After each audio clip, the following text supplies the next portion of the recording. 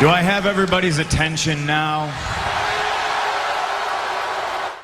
Bienvenue sur Catch Attrape, la chaîne où on parle catch aujourd'hui. NXT qui nous présentait une édition de Halloween Havoc, un show hommage à la WCW, un show reboot de la WCW. Et avant de commencer cette vidéo, j'aimerais vous demander de vous abonner, de liker, de commenter, de partager. Abonnez-vous, très important pour le développement de la chaîne. On commence avec un match pour le titre nord-américain qui s'est décidé à la roulette. Et c'était Johnny Gargano contre Damian Priest. Et le match s'est décidé à la roulette. Et c'était un Force Count Anywhere. Donc le contest peut se faire partout. Ils ont fait un peu le tour du terrain. Ils ont fait le tour du ring. Ils ont été dans les backstage. Mais le final s'est décidé sur le stage du ring. En fait, Damian Priest était prêt à porter son ring owning. Mais il se prend un coup de batte par un mystérieux mec déguisé en fantôme. Johnny Gargano en profite pour faire un tornado DDT. Et le mec déguisé en fantôme n'en a pas fini là. Il donne une pierre tombale à Johnny Gargano, qu'il explose sur Damian Priest. Il tombe directement à l'extérieur du stage. 1, 2, 3. Johnny Gargano qui devient pour la deuxième fois et le premier double champion nord-américain. Très content pour lui. Il faudrait qu'il change son gimmick, parce que son gimmick de petite peste là, je sais que c'est fait comme ça. Il est fait pour... Il est booké comme ça, une petite peste, mais il n'est pas du tout booké comme un mec sérieux. Et ça commence à être fatigant. On enchaîne ensuite avec Pat McAfee qui est sur le ring. Il nous dévoile que c'est lui. Il nous dévoile ses plans. Il nous dévoile que c'est lui qui a soudoyé Ridge Holland pour attaquer Adam Cole à NXT TakeOver 31. Quand il nous dit que comme Ridge Holland est blessé, il a confié cette tâche à Oney Lorcan et Danny Burch. Et ensuite Kyle O'Reilly arrive avec une chaise prêt à en découdre. Je rappelle que Kyle O'Reilly est le dernier rescapé de The Undisputed Era. Il est rejoint par Pete Dunne qui fait son grand retour. Mais au moment où Kyle O'Reilly monte sur le ring, avec une shape de ouf et une paire de Yeezy, hein, ça j'ai noté, une shape de ouf, il a m'écrit de ouf, Pete Dunne. J'adore les gens qui maigrissent, j'adore les gens qui changent de physique quand ils reviennent. Ça, j'adore ça. Il a fait un gros travail physique, bravo à Pete Dunne. Donc Pete Dunne qui est de retour aux côtés de Kyle O'Reilly. Ils sont tous les deux sur le ring. Danny Burch, Oney Lorcan et Pat McAfee sortent du ring. Mais Pete Dunne, derrière le dos, nous fait un heel turn. Donne un gros coup de chaise derrière le dos de Kyle O'Reilly. Et Pat McAfee, Danny Burch et Oney Lorcan en profitent pour l'attaquer à 4. Et les 4 hommes finissent le segment debout sur le ring. Donc peut-être le début d'un nouveau crew. J'ai hâte de voir un match entre Pete Dunne et Kyle O'Reilly. Kyle O'Reilly qui a l'air d'être le dernier mec survivant de The Undisputed Era. Et ce sera très intéressant de le voir évoluer seul, parce qu'à mon avis Adam Cole et tout ils vont être mis de côté un petit moment. Et ce sera Kyle O'Reilly qui va devoir lutter contre Pete Dunne, Pat McAfee et son groupe. Et aussi pour essayer peut-être de gratter le titre NXT. Donc je pense que Kyle O'Reilly va se positionner là en tant que top face de NXT. On enchaîne ensuite avec Santos Escobar contre Jack Atlas pour le titre Cruiserweight. Santos Escobar qui porte une tenue hommage à Rey Mysterio de Halloween Havoc 1997. Hein, donc c'est Red Rollins qui l'avait porté aussi un peu plus tôt dans l'année.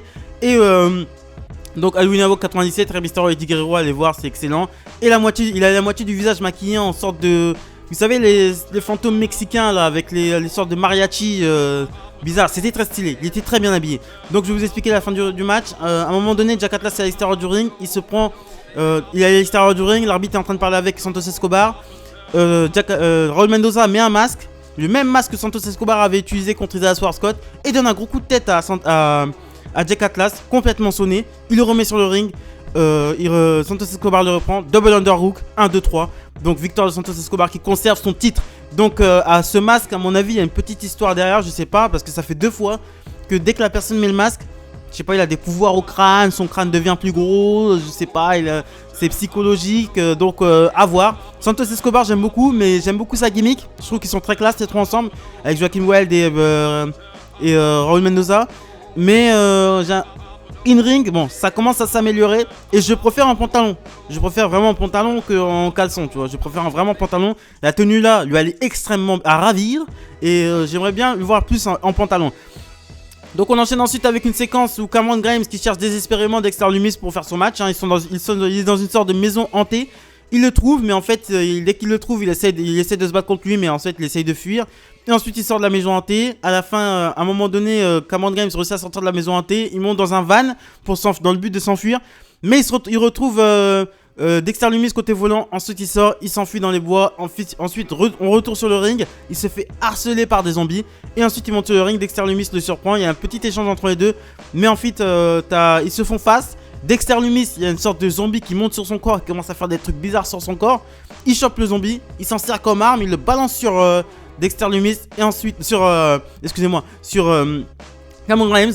Et ensuite, il endort avec son slipper. Donc, petit match, histoire de faire... c'est le match où je suis parti aux toilettes. Parce que j'aime pas trop les trucs surnaturels. C'est vraiment pas mon délire. C'est vraiment pas ma tasse de thé, en fait. Rhea Ripley contre Raquel Gonzalez. Encore ce programme d'attente pour Rhea Ripley en attendant d'aller défier Io Shirai pour le titre NXT. C'est la route obligatoire. Et Rhea Ripley, elle est vraiment très charismatique. J'aime beaucoup Rhea Ripley. Bon match. C'était un bon match. Les deux, ça marche très bien, Henry. Je trouve que ça marche très bien. C'est des heavyweights, niveau des filles. C'est des heavyweights. Mais je trouve que vraiment ça marche très bien.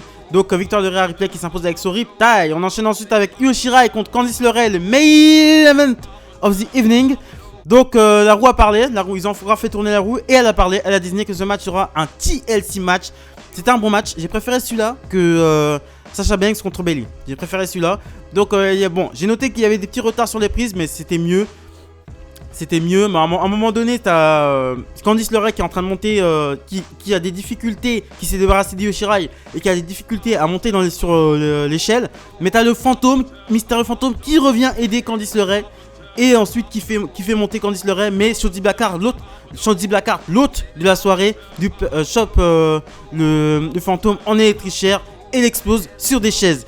Et ensuite à la fin, t'as Candice LeRae qui est debout, qui est à 2 doigts de décrocher la ceinture. Mais Io Shirai fait tout simplement tomber l'échelle.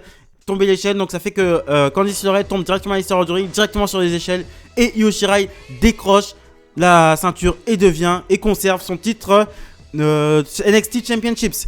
J'ai bien aimé ce show. C'est clairement un show de transition, c'est clairement un show de positionnement pour positionner des nouvelles bases, des nouvelles rivalités. Candice LeRae contre Io Shirai, j'ai beaucoup aimé. C'était très divertissant, franchement c'est pas ennuyé. Les filles à NXT de toute façon c'est toujours carré. Franchement les filles à NXT elles font un boulot de ouf.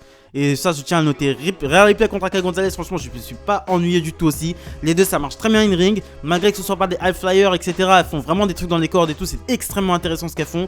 Et cette rivalité peut continuer, ça me dérange pas si elles nous fournissent des bons matchs comme ça. La séquence entre Cameron Grimes et Dexter Lumis. Bon moi comme vous le savez je suis archi pas fan des trucs surnaturels. À part si c'est le Taker, mais même le Taker, moi quand j'ai connu le Taker en 2008, il faisait déjà presque plus du surnaturel en fait. Quand j'ai connu le Taker, il avait vraiment ce style de striker, de cogneur et tout. Donc j'ai connu un Undertaker moins surnaturel que mes prédécesseurs en fait. Donc non, je suis pas fan des trucs surnaturels et ça ne changera pas.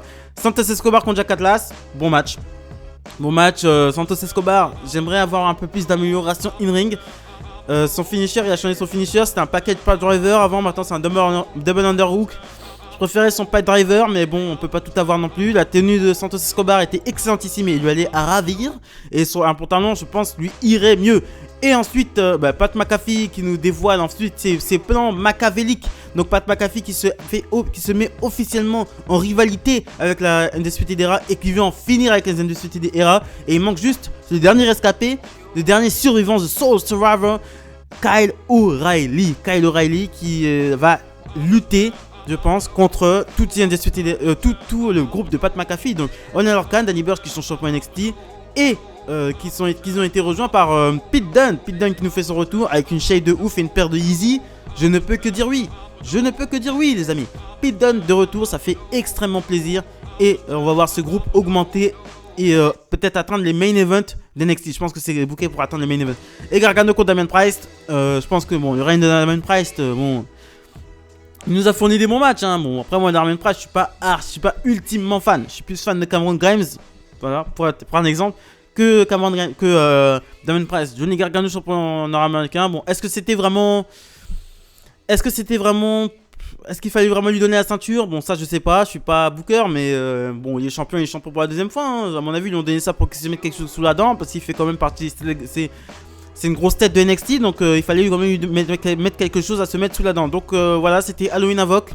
Abonnez-vous, likez, commentez, partagez, très important pour développer la chaîne. Salut les amis!